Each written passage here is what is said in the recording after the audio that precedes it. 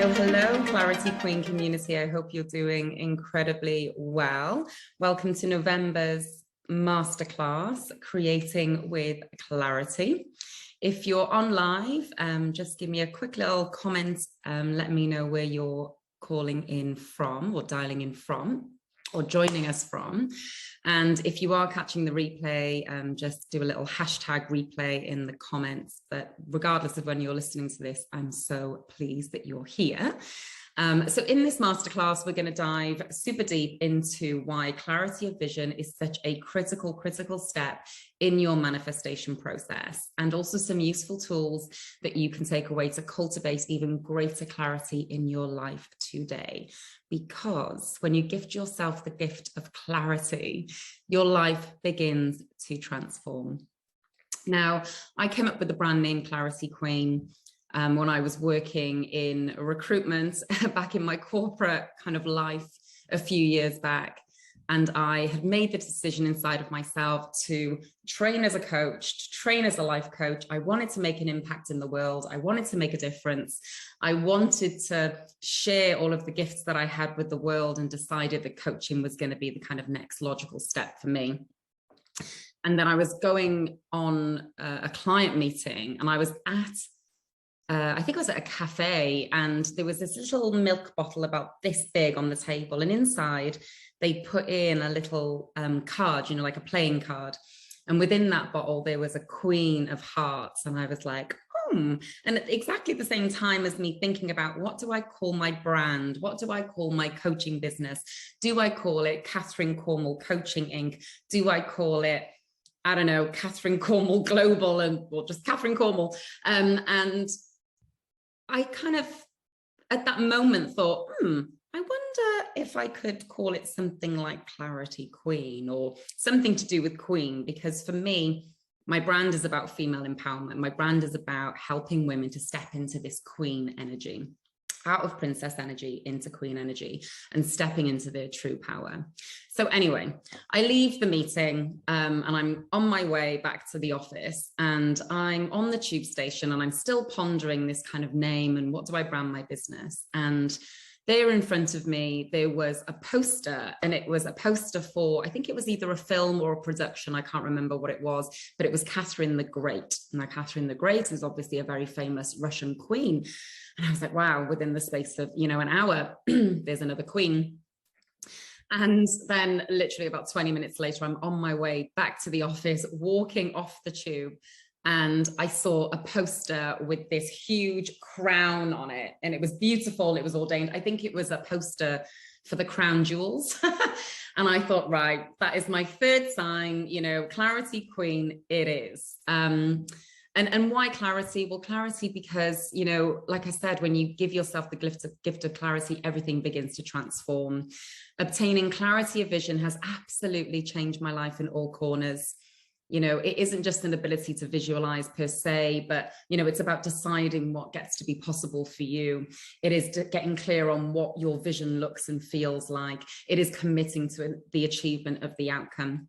And asking deep and powerful clarity questions forms an integral part of my coaching method, the CQ coaching method. So what is the most critical question of all? So the first question I always ask my clients is this: what is it that you want? It sounds like the most basic question in the world. It sounds like, duh, obviously I know what I want. But actually, and strangely, whenever I ask my clients this question, or most people that I come into contact with, and we're talking about, creating, a new life for themselves or something like that, or what is it that you're doing in life and where is it that you want to go? When I say, what is it that you want? It actually stumps, I would say, about 90% of people that I speak to. It sounds like a very basic question, but more often it elicits sounds like, followed by all of the things that they don't want. And here's why. It is so much easier for us to reflect on and communicate and verbalize and articulate what it is that we don't want, rather than what it is that we do want. It's for the same reason that we feel compelled as humans to give negative feedback on the interwebs, on TripAdvisor or on Google reviews, ratings. I know people do this stuff all the time. I don't really leave reviews. I probably should. But we really give positive feedback. My early corporate career, I was in client services within the investment world, servicing clients all day, every day. I might give someone the literally world-class service on those calls, and they would only ever remember the bad things. They would only ever remember the things to complain about. And very little often do we say, that was incredible, I'm going to speak about that positive experience I've had. We always remember the negative. And this is referred to in psychology as negativity bias. We as humans are literally wired for negativity. It is the bad things that grab our attention, that stick in our memories and influence our decisions. And that is why people watch the news so much. And that is why the news is so negative, because bad news sells, good news doesn't. Because we're wired for it, and companies know that it makes them money. What causes this, however, is our over-reliance on our minds. And it is our ego's primitive need to keep us safe in the world that actually keeps us focusing on the negative. It is actually a method for us to keep ourselves safe. And that is because it is better to over-egg the bad stuff so that we kind of keep ourselves at extra safe distance from harm, and so that we don't get disappointed that the same physical dangers no longer exist when our brains were and our minds were evolved. And in today's world, our focus on the negative, on what we don't want, actually becomes a massive hindrance to our development, our evolution, and of course, our achievements in life. So sitting down and really thinking about what is it that you want gives your mind a different perspective. Having a set of goals around your vision steers you in the right direction. It becomes your North Star, so that the next time you're thinking a negative thought, behaving in a certain way, or indulging in a negative feeling, emotion, you can ask yourself this question: does XYZ thought, action, or feeling move me one step closer to my vision, or move me one step further away from achieving my vision? So start by asking yourself this question: what is it that I want? And commit to getting really, really clear on what it is that you want. So let's talk about decoding your dreams and desires. So many of us settle for a life that is less than our fullest potential. And that is because we have a dream and we have a desire. And then we quickly allow ourselves, our logical thinking minds, to snuff out the desire and dismiss it as simply an illusion. And, we might say things like, there might be a little voice inside of our heads that says things like, oh, well, it's okay for so-and-so, but not okay for me. Those sorts of people with those sorts of societal advantages can have that life, but not poor old little me. You might say, I'm too old for that now. I'm too married for that now. I'm too much of a parent for that now. My kids come first kind of mentality. I don't have the money. I don't have the knowledge. I don't have the skill for that. This is all, I'll be honest with you, these are all excuses. These are all statements that are in fact illusions of the mind. Okay, we think it's the truth. We tell ourselves it's the truth, but we are setting ourselves self-imposed barriers to getting what we really desire in life. Here is what I know to be absolute fact when it comes to your dreams and your desires. If you have been shown it, if you can desire it, if you can feel it, if you have dreamt it, if you can dream it, then it gets to be yours. Okay. In fact, I'll even go as far as to say that if you have dreamt it and desired it, then you've actually already created it in the field of quantum infinite possibility, in the quantum soup of pure potentiality. Okay. It is just there. It's waiting to come in. It's just waiting for you to align with it and bring it in. You cannot desire something that is not meant for you. If it wasn't possible, the idea would never, ever come to you. Everything gets to be possible. And what stands in your way of transmuting the possible into the 3D reality is a lack of belief, a lack of energetic alignment, and inspired action towards the vision that you have gotten clear on. So daring to dream big is not only a necessity for success, it is your birthright and is arguably what you were put on this earth to do. So stop playing small, stop getting in your own way, and trust in your desires, trust in your dreams, okay? Trust in them and believe in them because they get to be yours. So we live in a world of ideas. What I'd like you to do is just take a moment and look around you. Okay, look at the room, or if you're looking at this watching this on your phone, look at the room around you, look at the world around you, the device you're listening to this on, the thing that you're sat on while you watch this, the walls you're surrounded by, the building you're surrounded by, the window you might be looking through, the cup you're drinking out of, your furniture, the vehicles outside, the plane overhead, the buildings, the economic systems, the corporate entities, the structures, everything around you was once an idea. We are surrounded and we live in a world of ideas that it once existed as somebody else's dream and desire. Through their focused attention, the belief in their idea, the belief in themselves to achieve it, taking aligned action and emotional alignment to the thing, they brought all of these incredible inventions, ideas into the 3D physical realm, okay, into the now realm where me and you exist, from the quantum soup of pure potentiality, which is where the idea exists. Everything human made in our world is created in this way. I absolutely love the book by Liz Gilbert. I don't know if you've ever read it. It's called Big Magic. If you've never read it, it is a book that I highly recommend. It is fantastic. It talks about the mysterious nature of inspiration and ideas and where they come from. So let me give you an example. Have you ever experienced having an idea or having an inspiration, maybe for an invention or a solution that could change the world, and then you don't act on it? Maybe you know somebody like this, you don't act on it, or that person you knew doesn't act on it. And then suddenly someone else in the world somewhere has acted on this idea that you had and has brought it into the 3D physical reality and has made a goddamn fortune of this idea, your idea. And you're left thinking, damn it, that was my idea. It's not fair. But was it your idea? In Big Magic, the book Big Magic, there is a section that talks about ideas and inspirations having a life of their own, okay? Literally, ideas are a living, breathing entity.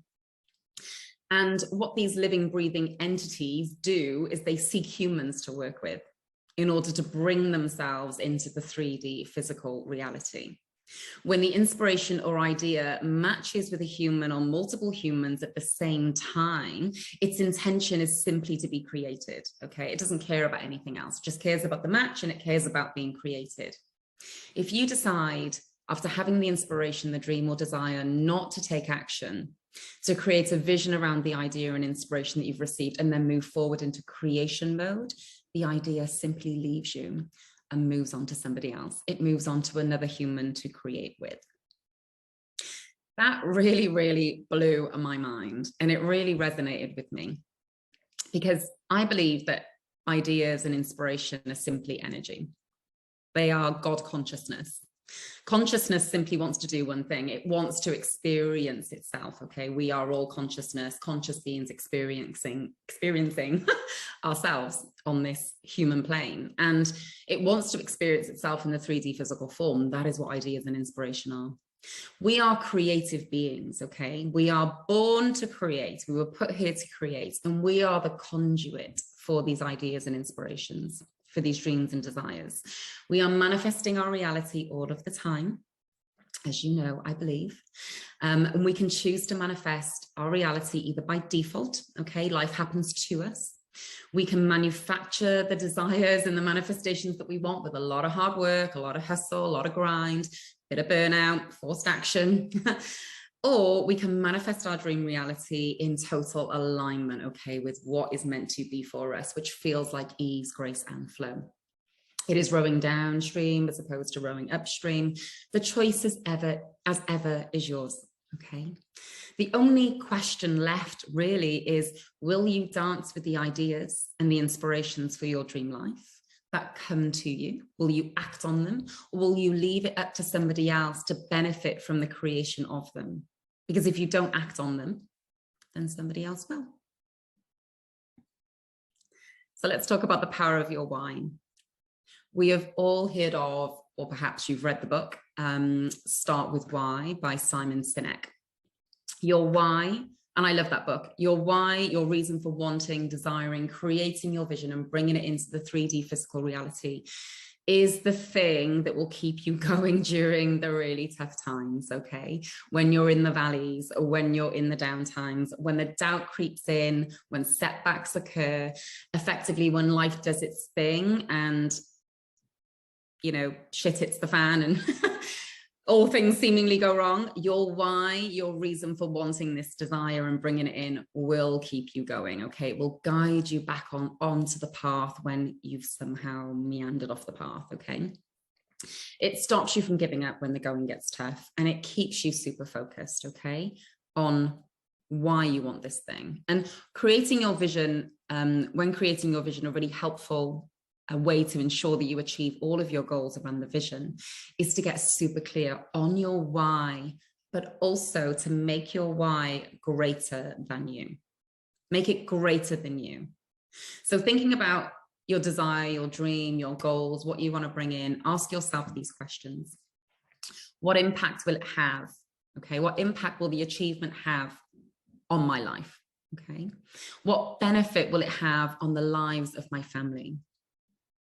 What impact will it have in the world? What level of service will it offer, and who will it offer the service to? What lives will it change, okay, if it's that big an idea?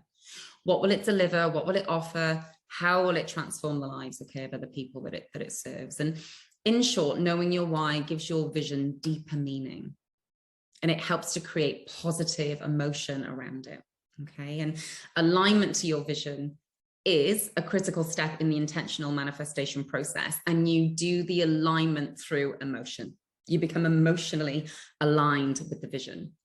So you hear me say this all the time, emotion is simply energy in motion. Where your focus goes, your energy flows. By eliciting positive feeling emotion around the achievement of your vision, through knowing your why, you start to collapse timelines, okay? You start to collapse timelines. Things start to come in quicker.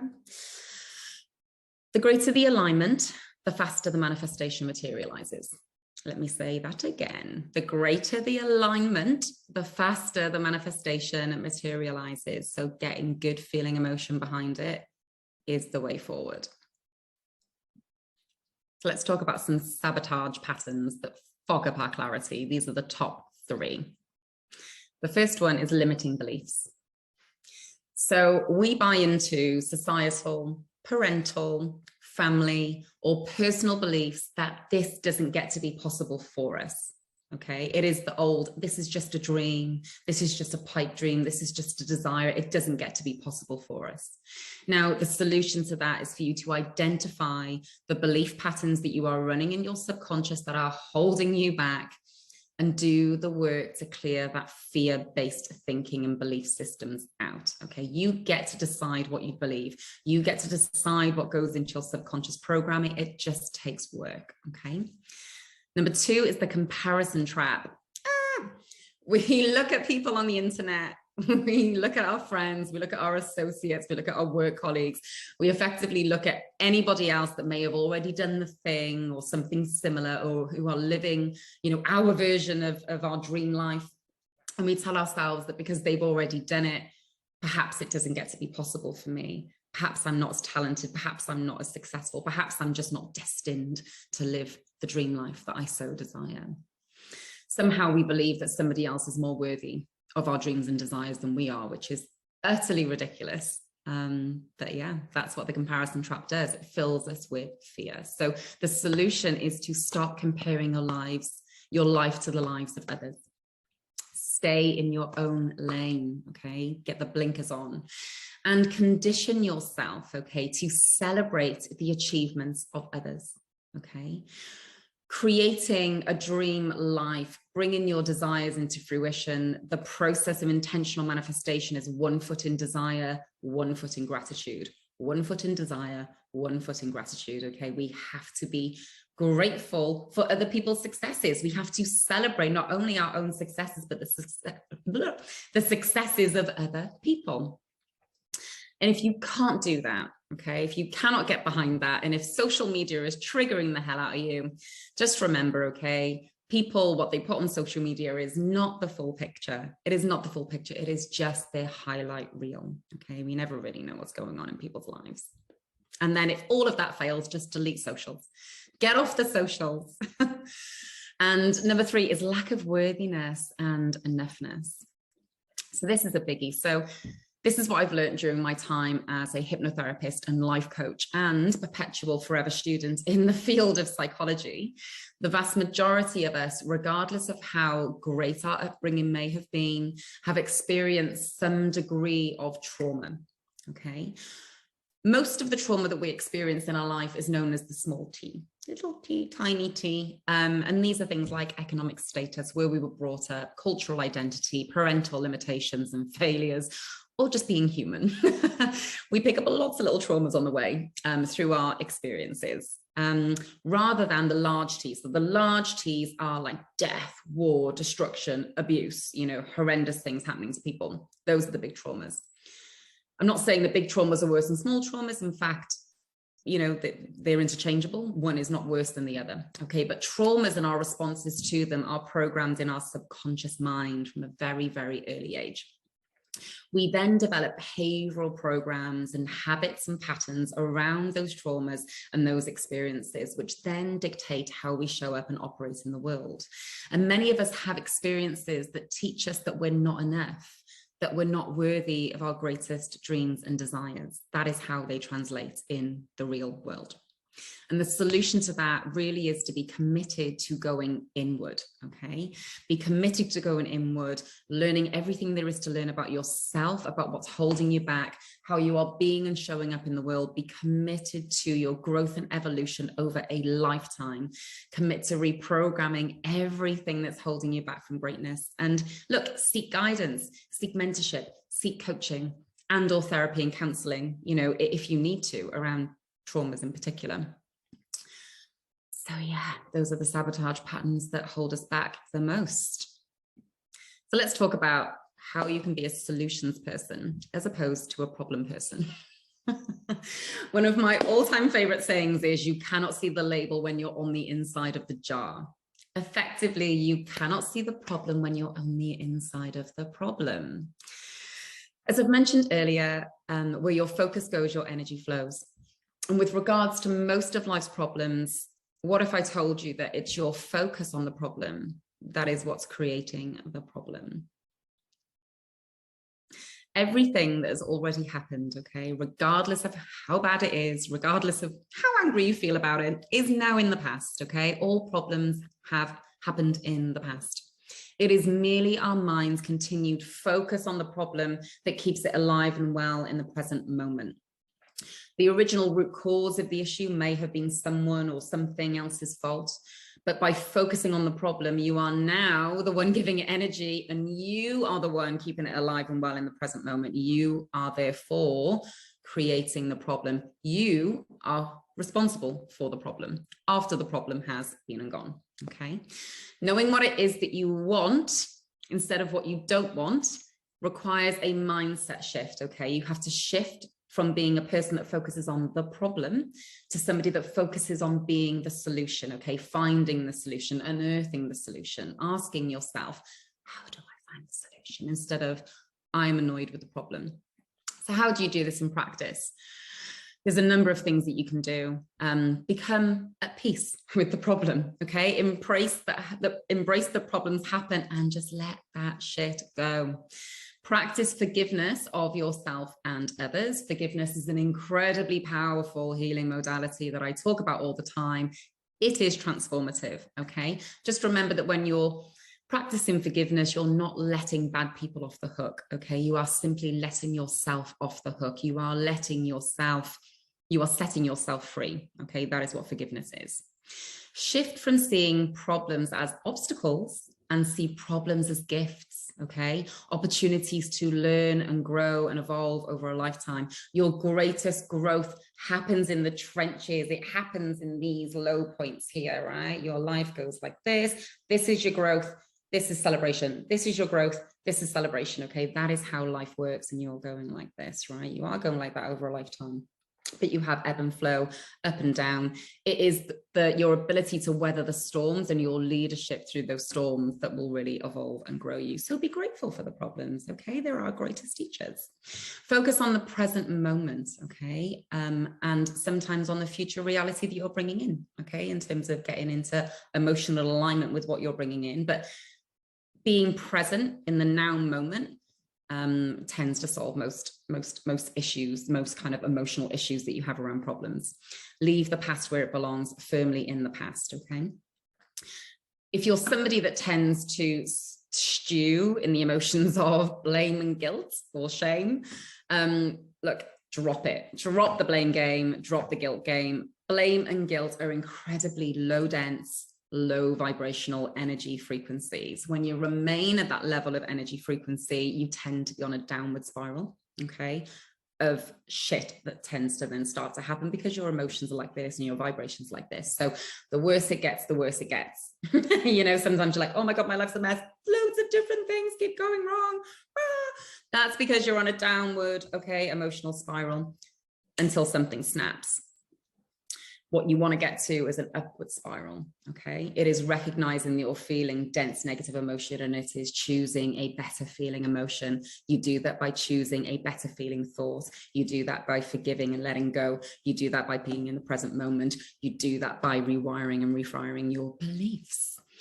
So to summarize, the art of creating with clarity looks like this. Step one is you decide, okay? You get super clear on what it is that you actually want, what you actually desire, and drop what it is that you don't want and you don't desire. Step two is trust. If you are dreaming it and you are desiring it, then it gets to be yours, okay? This gets to be yours. Number three is why. It's knowing your why. Tap into your why and a reason for your desires that are bigger than you. Step four is to believe. Clear out any limited, negative kind of beliefs and thought patterns that are fogging up your vision. And step five is your mindset shift. So practice focusing on the solution and being the solution to roadblocks as opposed to the roadblock itself.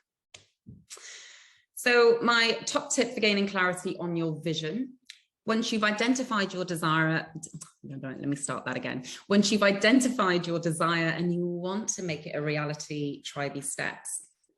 Number one, ask yourself how the desire feels in your body. Okay, how does it feel? Does it feel restrictive energy? Does it feel fear? Or does it feel expansive? Reflect on what emotions come up when you think about the vision. Okay, step two, reflect on what emotions come up when you think about the vision. Ask yourself, does my desire come from a place of fear, constrictive fear, or lack? Okay, so I want this desire because I don't like where I am now, and I fear where I am now, or I feel like I'm not good enough, therefore I need to have this thing. All of those kind of thoughts, anything from fear, is usually your ego at work. Okay, so be conscious of the fact that you might want something from a place of ego. Step four, think about, okay, well, actually, is it coming from a place instead of eagerness? Is it coming from excitement? Is it coming from energetic alignment? Does this feel expansive? Does this feel exciting? Usually when you're feeling those feelings, you've got this, like, it might be like a feeling in your heart center. It could be in your stomach. It could be like, really good feelings. That normally comes from your soul, okay? So that's a good indication that you're on the right track. When you think about your vision and you want to get clarity on it, or you think you know what you desire and you want to get clarity on it, do not act straight away, okay? Don't act immediately. Sit with it. Okay, time is your friend. Okay, allow the feelings to show you whether or not it's an aligned vision, it's an aligned, soul aligned thing that you want. The greater the alignment with your true self, your soul, the more likely it is that you'll succeed in bringing this into your 3D physical reality quickly and with ease, grace, and flow. Okay. And then once you're in alignment with it, once you know it's coming from a good feeling place, once you know the why is bigger than you, once you've done all of the steps, act once you're in alignment with it. Okay. That will ensure that you're collapsing timelines, you're bringing it in quickly, and you're doing it from a good feeling place. Okay. It feels more like rowing downstream than wading through treacle, which it can sometimes feel like when you're trying to manifest something that is probably not for your highest good. So that's it. Creating with clarity. Let me know whether you have any questions in the comments. I will respond to them later. But yeah, that's it from me. I hope that was valuable. And I will be showing up next time with a brand new masterclass in December. So thank you so much for joining.